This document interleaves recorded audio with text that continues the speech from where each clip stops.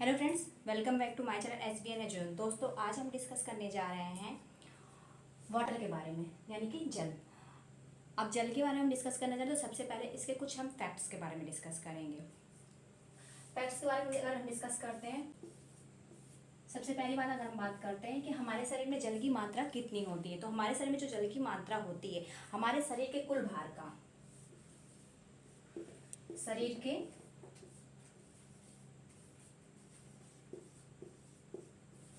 कुल भार का जो है ये 60 से 70% होती है।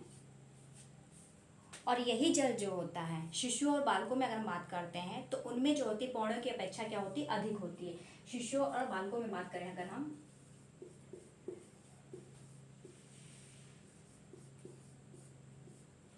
शिशुओं और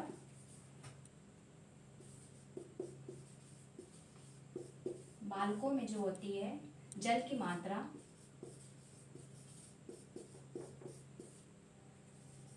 वयस्कों व पौधों जो होते हैं पौध, उनकी अपेक्षा जो होती है क्या होती है, की अपेक्षा अधिक होती है जल की मात्रा।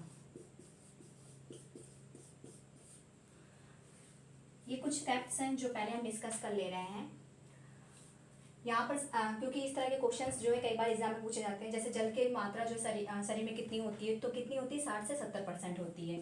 और अगर हम शिशु और बालकों में जल की मात्रा की बात करते हैं तो ये जो होती है हमारे वयस्कों और जो पौध होते हैं उनकी अपेक्षा क्या होती है, अधिक होती है। ये चीज़ हमें ध्यान रखना है।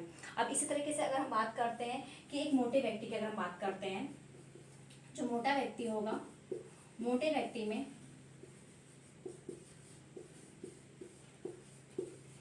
जल की मात्रा जो होती है पतले व्यक्ति की अपेक्षा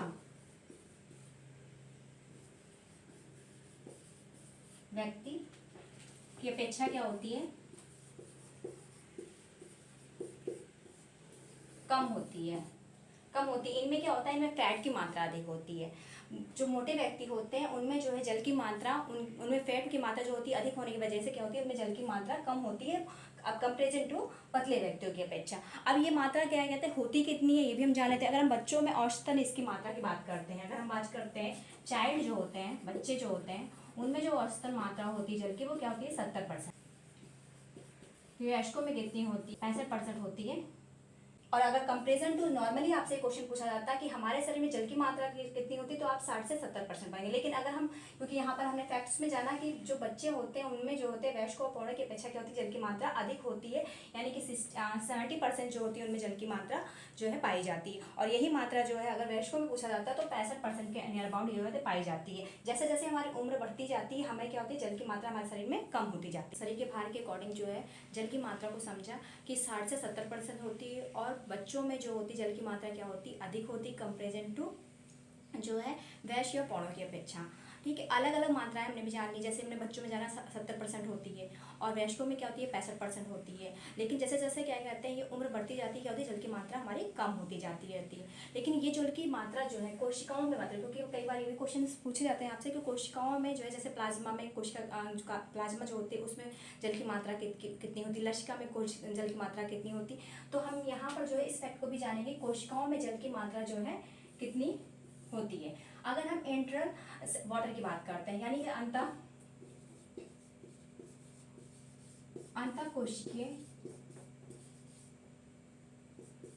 कोशिकीय जल की बात करते हैं तो कितनी होती है। और अगर हम ब्रह्म कोशिका की बात करते हैं तो जल की मात्रा इसमें कितनी होती है। देखिए दोस्तों, आप सभी जानते हैं जो कोशिका होती है वो क्या होती है, कोशिका जो होती है हमारे शरीर की सबसे छोटी क्या होती है, यूनिट यानी कि इकाई होती है। इन कोशिकाओं से मिलने से ही क्या बनते हैं, टिश्यू बनते हैं, यानी कि ऊतक बनते हैं। और इन ऊतकों के, अब यहाँ पर जो एक तरह की जो कोशिकाएं समान रचना और समान कार्य वाली जो कोशिकाएं होती है उनके मिलने से क्या होता है, ऊतकों का निर्माण होता है। और समान रचना और समान कार्य के जो टिश्यू होते हैं इनके मिलने से क्या होता है, अंग का निर्माण होता है। यानी कि हमारे शरीर का निर्माण होता कैसे है, अंग का निर्माण होता है। और जब एक समान अंग मिलते हैं तो उससे क्या होता है, अंग तंत्र का निर्माण होता है। ये तो आप सभी जानते हैं, अंग तंत्र का निर्माण होता है। अब इसके बारे में जो है हमने जो है अपने पाचन तंत्र में पढ़ा है, तो वहाँ पर भी मैंने इस चीज़ के बारे में डिस्कशन करा है आप सबसे। और यहाँ पर भी इस चीज़ को मैं आपको एक बार बता दे रही हूँ, क्योंकि ये सबसे छोटी जो यूनिट होती है, स्मॉलेस्ट यूनिट जो होती है हमारी, ये हमारे शरीर की सबसे स्मॉलेस्ट यूनिट क्या होती है, आपकी सेल होती है। इसी से ही किसी जीव का क्या होता है, निर्माण होता है। अब यहाँ पर हमें जान लेना कि जो जल होता है, कोशिकाओं में भी अलग अलग जो है इसकी मात्रा पाई जाती है। जैसे अगर हम बात करते हैं अंतःकोश के, वो क्या होता है 50% होता है हमारे शरीर में। और अगर हम ब्रह कोश की मात्रा कितनी होती है, इसमें जल परसेंट, जो जल की मात्रा होती है 20% होती है। अब यहाँ पर अगर हम बात करते हैं तो ये जो आपकी ब्रह कोशिका है, इसमें अलग अलग जो है कोशिकाओं की अलग अलग मात्रा होती है। जैसे इसमें अगर हम बात करते हैं प्लाज्मा में अगर हम बात करते हैं, प्लाज्मा में जो इसकी मात्रा होती है वो होती थी 4%। और ये क्वेश्चन आपसे पूछा भी जा चुका है। अगर लसिका की बात करते हैं तो लसिका में इसकी जो मात्रा होती है वो कितनी होती है, लसिका में इसकी मात्रा 7% होती है। मैं नीचे वाला रफ कर देती हूँ कि इसकी जरूरत नहीं है। अगर हम बात करते हैं लसिका में इसकी मात्रा कितनी होती है, 60% होती है। और ऊतक में अगर हम इसकी बात करते हैं, इसकी मात्रा जो होती है ऊतक में अगर हम बात करते हैं तो इसमें जो जल की मात्रा कितनी होती है, इसमें होती है 6%। और ये जो है मात्रा आप याद रखिएगा, क्योंकि कई बार पेपर्स में ये पूछा भी गया है कि हमारे शरीर में प्लाज्मा जो होता है, प्लाज्मा में जल की मात्रा कितनी होती है, तो जो है आपको बताना है कितनी होती है, 4% होती है। और लसिका में अगर इसकी बात करते हैं तो 7%, और ऊतकों में इसकी मात्रा कितनी होती है, 6% होती है। ये है हमारे जो है कोशिकाओं में जल की मात्रा। इंटरसेलुलर जो वाटर होता है उसमें तो 50% होता है, यानी कि अंतः कोशिकाओं में। और जो एक्स्ट्रा सेलुलर वाटर्स होता है, यानी ब्रह कोशिकाएं जो होती है, उसमें 20% होता है, जो कि आपका हमने यहाँ पर कोशिकाओं में जो है प्लाज्मा में कितना है, लसिका में कितना, ऊतक में कितना है, ये अलग अलग हमने जो है यहाँ पर डिस्कस कर लिया है। अब हम बात करते हैं इसके अलावा ब्रह कोशिकाओं में जो है मस्तिष्क की अगर हम बात करते हैं तो ये मस्तिष्क के जो ब्रह कोश के जल होता है हमारा, वो मस्तिष्क के सेरिब्रो स्पाइनल जो फ्लूइड होता है उसमें भी उपस्थित होता है। और आँख के एक्यूस हुमस में भी इसकी जो है उपस्थिति होती है। ये हो गई ब्रह कोशिकाओं में जल की मात्रा। अब हम बात कर लेते हैं यहीं पर कुछ और फैक्ट्स के बारे में। जैसे कि आप सभी जानते हैं कि ये तो हमारी कोशिकाओं में रहे जल की मात्रा विभिन्न में कैसी होती है, लेकिन अगर हम दांत में बात करते हैं तो यहीं पर हम जान लेते हैं दांतों में जो है जल की मात्रा कितनी होती है। ये छोटे फैक्ट्स हैं जो आपको याद रखने हैं। अगर हम बात करें तो दांत में इसकी मात्रा कितनी होती है जल की, तो ये होती है आपकी 10% होती है। और अस्थियों में इसकी मात्रा जो होती है, अस्थियों में हमारे इसकी मात्रा जो होती है वो होती है आपकी 25%। और रेखीय अगर मांसपेशियों की बात करते हैं, हमारे रेखीय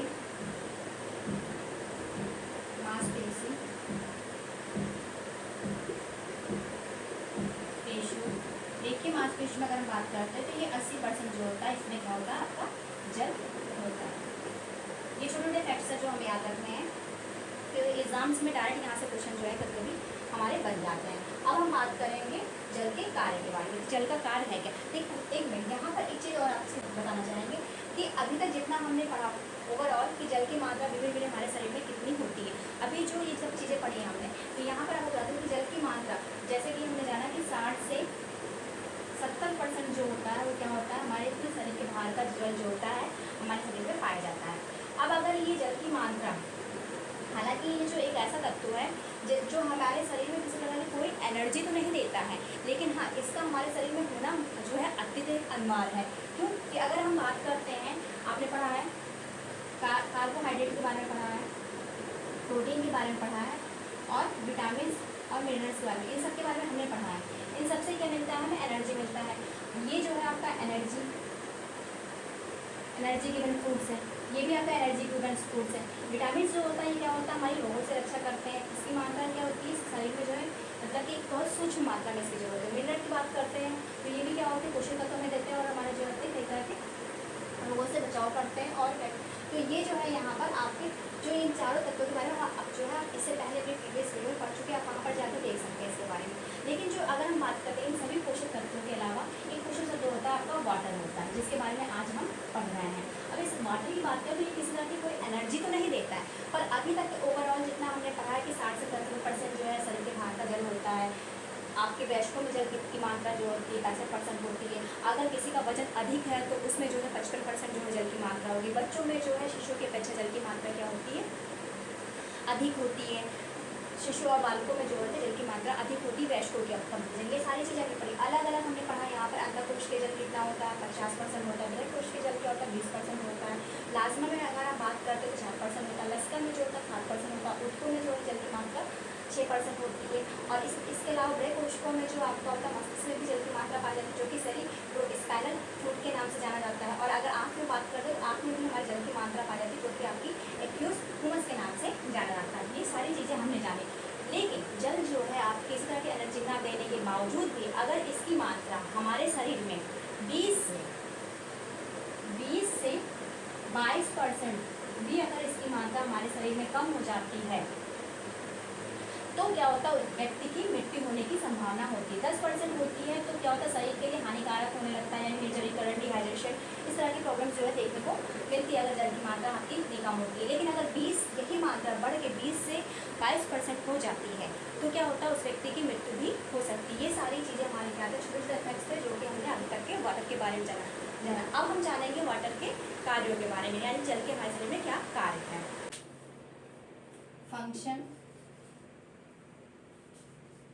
फंक्शन ऑफ वाटर। अगर हम फंक्शन ऑफ वाटर यानी कि जल के कार्यों की बात करते हैं तो हमारे शरीर में जो जल के कार्य होते हैं वो भिन्न भिन्न होते हैं। जैसे कि पहले अगर हम कार्य की बात करते हैं, as a body building materials, यानी कि शरीर जो है निर्माणक के रूप में कार्य करता है। शरीर निर्माणक के रूप में जो होता है, क्या होता है, हमारा जल जो होता है वो कार्य करता है।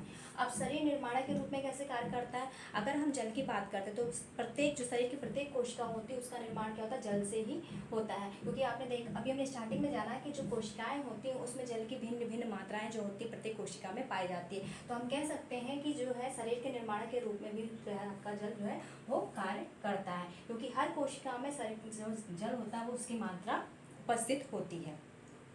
दूसरा कार्य आता है इसका एज अ सॉल्वेंट, यानी कि घोलक के रूप में। एज अ सॉल्वेंट की बात करते हैं, ये यानी कि घोलक के रूप में भी जो होता है ये आपका कार्य करता है। घोलक के रूप में कैसे कार्य करता है ये समझ लेते हैं। जो वाटर होता है उसमें भिन्न भिन्न तत्व जो होते हैं, पोषक तत्व जो होते हैं वो मिलके उसमें घुल के हमारे रक्त के रूप में हमारे शरीर के विभिन्न भागों में जो है पहुंचाए जाते हैं। जल के थ्रू ही ये क्या कहते हैं, इसमें घुलते हैं। इस तरह से जो अवशेषीय पदार्थ होते हैं उनका निष्कासन भी जल में ही घुल के जो है शरीर से बाहर होता है। वो पसीने के रूप में हो सकता है, मल के रूप में हो सकता है, मूत्र के रूप में हो सकता है। इन सभी चीज़ों में क्या होता है, हमारा जल होता है घुलित होता है, कि जल जो होता है इन सबको घोल के अपने अंदर ही जो है क्या कहते हैं निष्कासित करने का कार्य भी करता है और अवशोषित करने के लिए भी जल की जो है क्या होती है आवश्यकता होती है। यानी कि हम कह सकते हैं कि ये क्या है, घोलक है, जिसमें कि ये तत्व जो होते हैं घुल के जो है हमारे शरीर के विभिन्न भागों तक के पहुँचाए जाते हैं व निष्कासित किए जाते हैं। तो ये क्या है आपका एज अ सॉल्वेंट के रूप में भी कार्य करता है। तीसरा हमारा as a temperature regulating. Temperature regulating यानी कि हमारे शरीर का जो ताप होता है, ताप के नियंत्रण के लिए भी, ताप के नियंत्रक के रूप में भी क्या होता है, ये जो है हमारा कार्य करता है। ताप के नियंत्रण के रूप में आप यहाँ समझ सकते हैं, जैसे कि अब जब हमारे शरीर से पसीना निकलता है, स्वेट से निकलते हैं हमारे शरीर, तो स्वेट्स के थ्रू क्या होता है, हमारे शरीर का जो तापमान होता है क्या होता है, एक नियंत्रित हो जाता है, नियंत्रित हो जाता है। तो ये क्या करता है, पसीने के रूप में जो होते हैं वेस्ट मटेरियल्स को हमारे शरीर से बाहर निकाल देता है। और इसके अलावा हमारे शरीर का जो ताप होता है यानी कि टेम्परेचर होता है उसको भी मेंटेन करने का कार्य करता है। तो आप कह सकते हो कि जो वाटर होता है उसका एक महत्वपूर्ण कार्य क्या होता है, हमारे शरीर के टेम्परेचर को मेंटेन रखना। चौथा आपका as a lubricant. As a lubricant की अगर बात करें तो ये किस रूप में काम करता है, स्नेहक। जो वाटर होता है वो स्नेहक के रूप में कार्य करता है। अब स्नेहक के रूप में कैसे कार्य करता है अब यहाँ समझ लेते हैं हम। स्नेह की अगर हम बात करते हैं तो जल एक जो होता है महत्वपूर्ण स्नेहक भी होता है, जो कि हमारे आंतरिक अंगों और संधियों को क्या करता है, संधियाँ जो होती हैं उनकी क्रियाशीलता को क्या करता है, नियंत्रित करता है। यानी स्नेह का आप यहाँ पर पहले स्नेहक होता क्या ये समझिए। जो स्नेहक होता है दो चीज़ों के बीच में, जैसे कि दो लेयर्स है उनके बीच में एक क्या होता है चिपचिपा क्या कहता है पदार्थ होता है। जैसे हम यहाँ पर आपको एक एग्जाम्पल के रूप में बताएंगे, आप एग्जाम्पल के रूप में ये समझ सकते हैं। जैसे कि कुंडियाँ होती है तो उसमें क्या होता है, हम लोग क्या होता है ग्रीस डालते हैं, तेल डालते हैं तो क्या होता है उसमें जो चीज़ें होती है क्या होता है बहुत स्मूथली क्रियाशील हो जाती है, कार्य करने लग जाती हैं। इस तरह से जो हमारी बोन्स होती है, जहाँ हमारी संधियाँ होती हैं, वो क्या होता है वहाँ पर ये स्नेहक जो जल होता है वो एक स्नेहक के रूप में कार्य करता है, जिससे क्या होता है उन संधियों के बीच में घर्षण नहीं होता है। तो आप कह सकते हो कि जल जो होता है वो क्या होता है एक स्नेहक के रूप में भी कार्य करता है as a protector of the soft organ. अब ये क्या होता है जो हमारे नाजुक अंग होते हैं, नाजुक अंग जो होते हैं उनको भी सुरक्षित रखने का कार्य करता है। नाजुक अंग को क्या करता है, ये सुरक्षा प्रदान करता है। आप कह सकते हो जो जल होता है वो सुरक्षा प्रदान करता है। जैसे कि हमारे फेफड़े, हमारे फेफड़ा हो गया, हृदय हो गया, ये सब क्या है हमारे एक नाजुक अंग है। इनके चारों तरफ क्या होता है एक वाटर की थैली होती है, सेक लाइक स्ट्रक्चर, यानी कि जो होती जल की एक थैली नुमा संरचना पाते हैं, जिसमें क्या होता है ये अंग जो होते हैं सुरक्षित होते हैं। तो और जो इनको जो बाहर से लगने वाले आघात हैं, चोट है, उनसे भी इनकी सुरक्षा करता है। तो आप ये कह सकते हो कि जल जो होता है एक प्रोटेक्टर है सॉफ्ट ऑर्गन्स के लिए भी।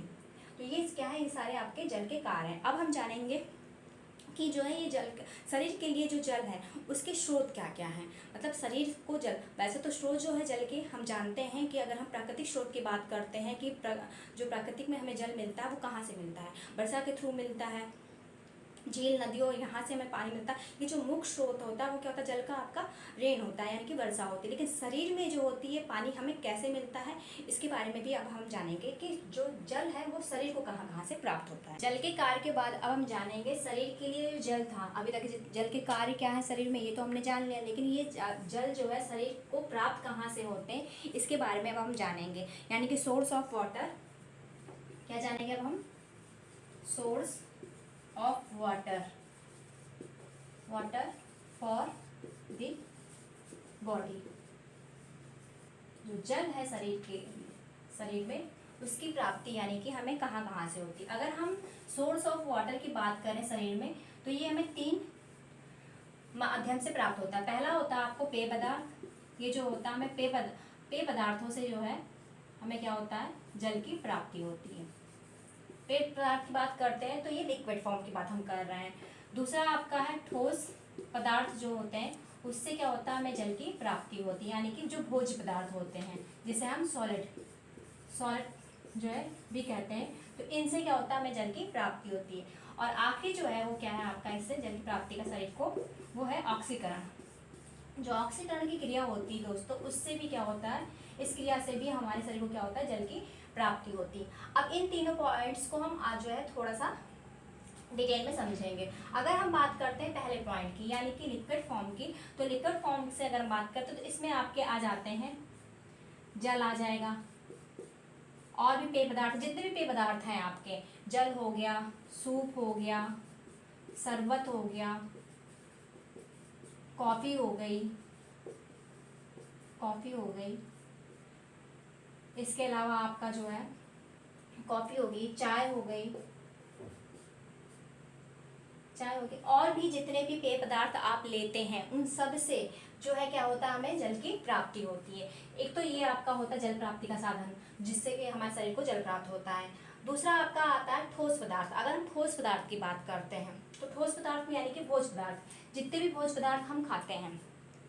देखिए जल प्राप्ति की अगर हम बात करें तो जल प्राप्ति के अगर आपके शरीर के लिए जल की प्राप्ति बताए तो ये 3 तरीका है। लेकिन अगर आप वैसे आपसे पूछा जाता है प्रकृति को जो है जल की प्राप्ति कहाँ से होती है, तो मेन जो सोर्स होता है प्रकृति को जल की प्राप्ति का वो क्या होता है आपका रेन होता है, वर्षा होती है। लेकिन यहाँ पर क्या शरीर के लिए जल की प्राप्ति की हम बात कर रहे हैं। तो यहाँ पर जो शरीर के जल की प्राप्ति की हम बात करें उसमें हमने बताया लिक्विड फॉर्म में, ठोस के फॉर्म में और ऑक्सीकरण क्रिया के द्वारा जो है क्या होती है जल की प्राप्ति होती है।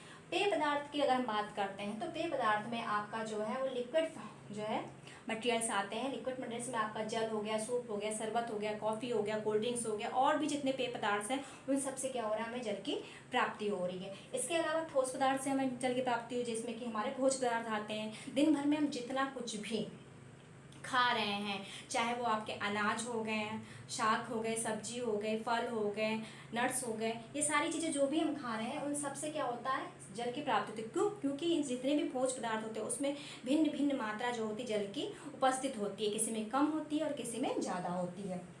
जैसे कि अगर हम बात करें फल और सब्जियों की बात करते हैं तो सब्जियां जो होती हैं इनमें क्या होती है जल की मात्रा अधिक होती है कंपेरिजन टू अदर्स जो सॉलिड जो है आपके आइटम्स हैं उनके।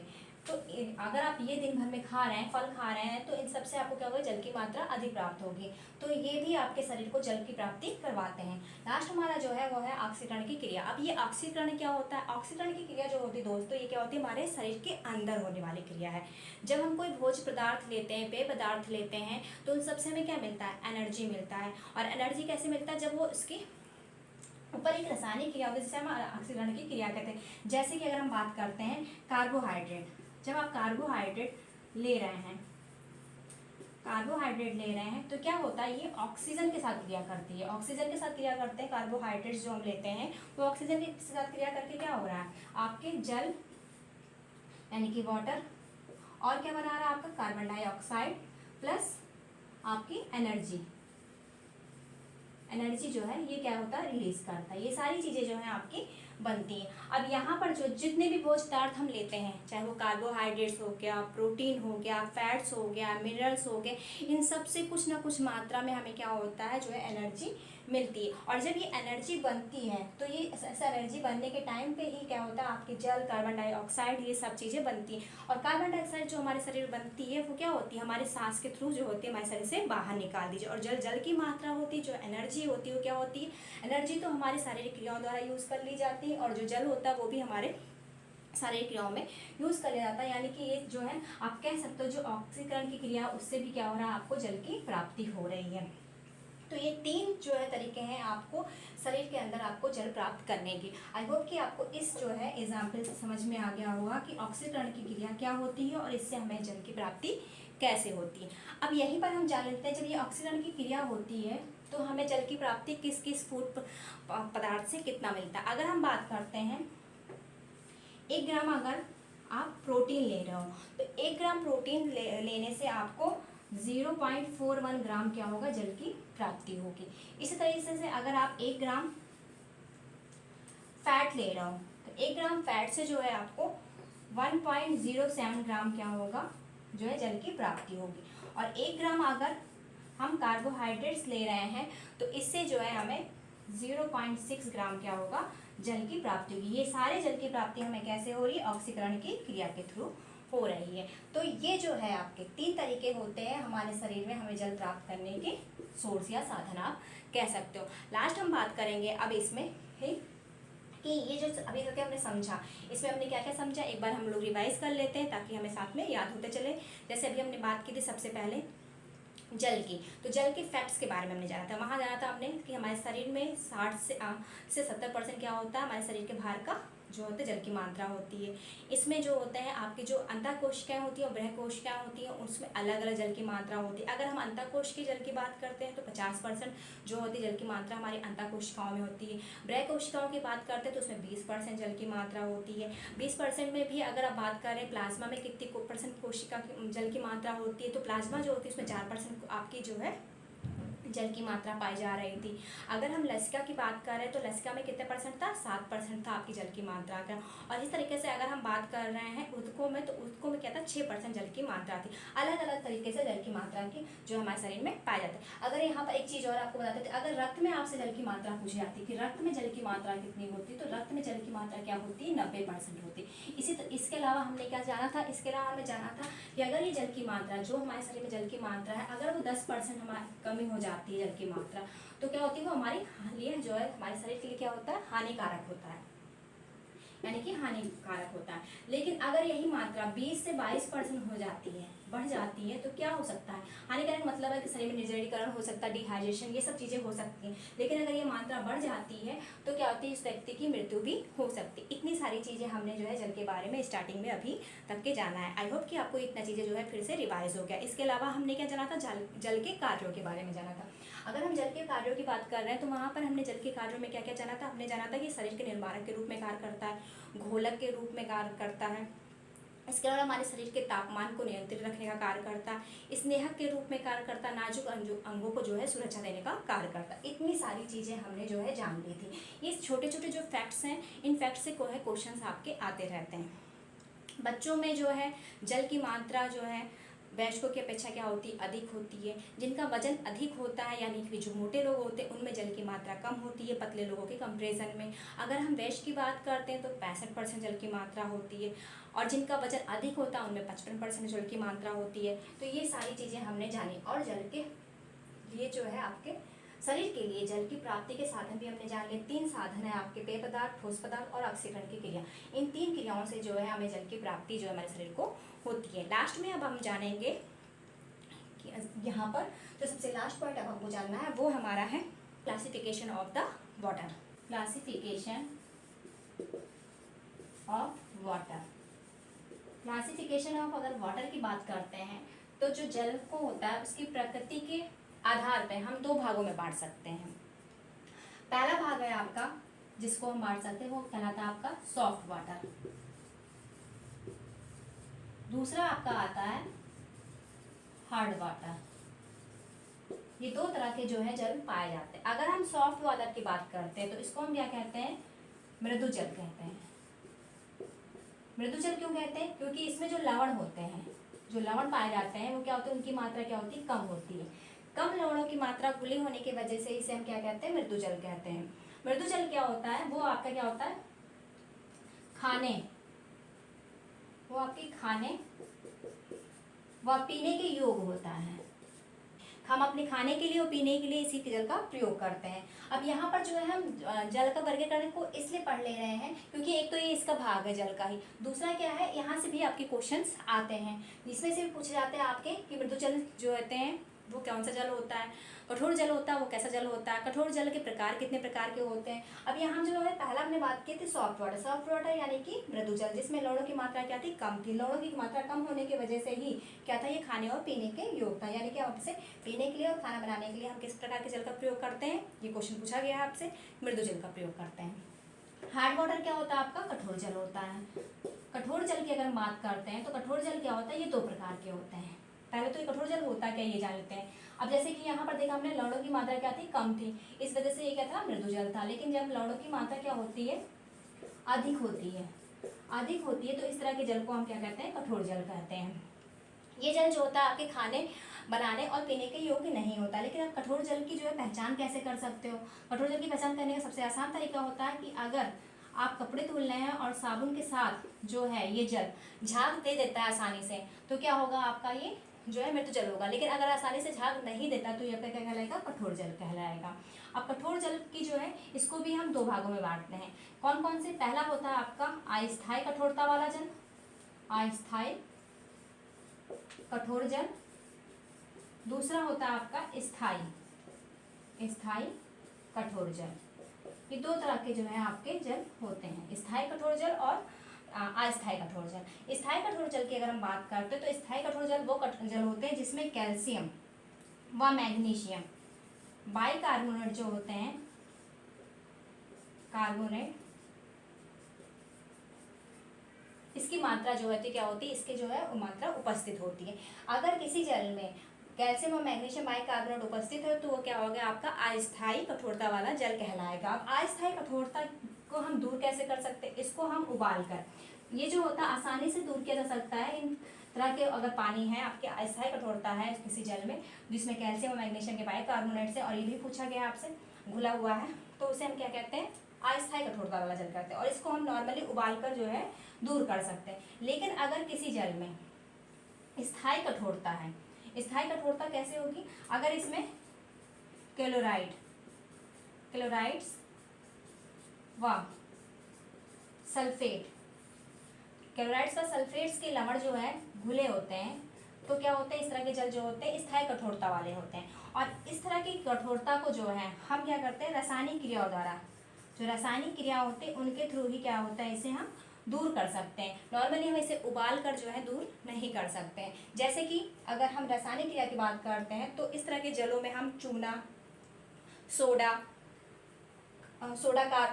जो है आपका सोडा बाइकार्बोनेट्स और इसके अलावा टेट्राबोरेट्स, ये सब मिला के ये सारी चीज़ें जो है आपसे पूछे भी गई कि अस्थायी कठोरता या स्थायी कठोरता का कैसे दूर किया जा सकता है। तो स्थायी कठोरता, जो अस्थायी कठोरता उसको तो आप उबाल के दूर कर सकते हैं, लेकिन अगर हम स्थायी कठोरता की बात करते हैं तो इसमें क्या होते हैं आपके सोडा, चूना, सोडियम कार्बोनेट्स, टेट्राबोरेट्स, इन सबको मिलाकर जो है हम क्या होते हैं जल की स्थायी कठोरता को दूर कर सकते हैं, जो कि क्या है एक रासायनिक क्रिया विधि होती है। तो ये तो आपका रहा जल का वर्गीकरण। लास्ट में एक छोटी सी चीज़ और हम समझ लेते हैं कि शरीर में जो होता है वाटर की बैलेंसिंग के बारे में समझ लेते हैं। अगर हम बैलेंसिंग की बात करते हैं, शरीर में जो बैलेंस है वाटर का, बैलेंस की बात करते हैं, वाटर बैलेंस, तो वाटर बैलेंस है क्या चीज़, यहाँ पर जो है इसको भी थोड़ा सा जान लेते हैं। अगर हम वाटर बैलेंस की बात कर रहे हैं, जल में शरीर में वाटर बैलेंस क्या है, तो दिन भर में हम जो भी जल ले रहे हैं, यानी कि जो भी पेय पदार्थ ले रहे हैं, अगर हमारे जल को लेने की मात्रा अत्यधिक है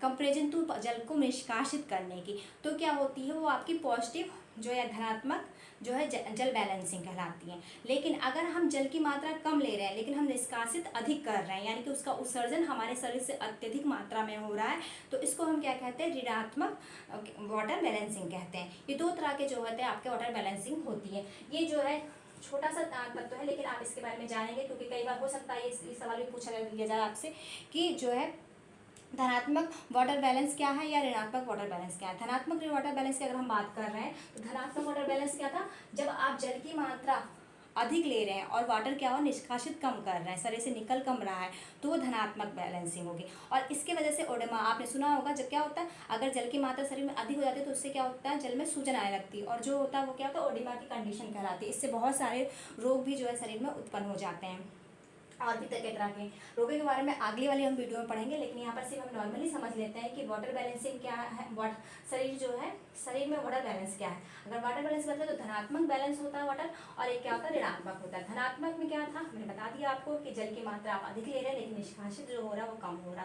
लेकिन ऋणात्मक के क्या है कि हम जल की मात्रा क्या हो रहा अधिक ले रहे हैं, जल की मात्रा हम जो है जल की मात्रा हम इसमें क्या है कम ले रहे हैं, इसमें हम अधिक ले रहे हैं लेकिन निष्कासित क्या कर रहे हैं कम कर रहे हैं। लेकिन इसमें क्या इसमें हम कम ले रहे हैं और निष्कासित क्या कर दे रहे हैं जल की मात्रा, यानी कि हमारे शरीर से जो है निकल जो रही है उत्सर्जित जो हो रहा है जल वो क्या हो रहा है अधिक हो जा रहा है। तो इस तरह के जो होता है उसको हम क्या कहते हैं ऋणात्मक क्या कहते हैं वाटर, यानी कि जल संतुलन कहते हैं। आई होप कि आज की वीडियो में जितने भी टॉपिक्स हमने जाने हैं वो आपको बहुत अच्छा लगा होगा और आपको कई नई जानकारियाँ भी यहाँ से प्राप्त होंगी। अगर वीडियो आपको अच्छी लगी तो प्लीज़ वीडियो को लाइक शेयर और चैनल को सब्सक्राइब कर लीजिएगा, ताकि आने वाली जितनी भी वीडियोज़ है उसकी नोटिफिकेशन आपको टाइम टू टाइम मिलती रहे। Thank you. नेक्स्ट वीडियो में मिलते हैं जिसमें हम जानेंगे जल जनित रोगों के बारे में।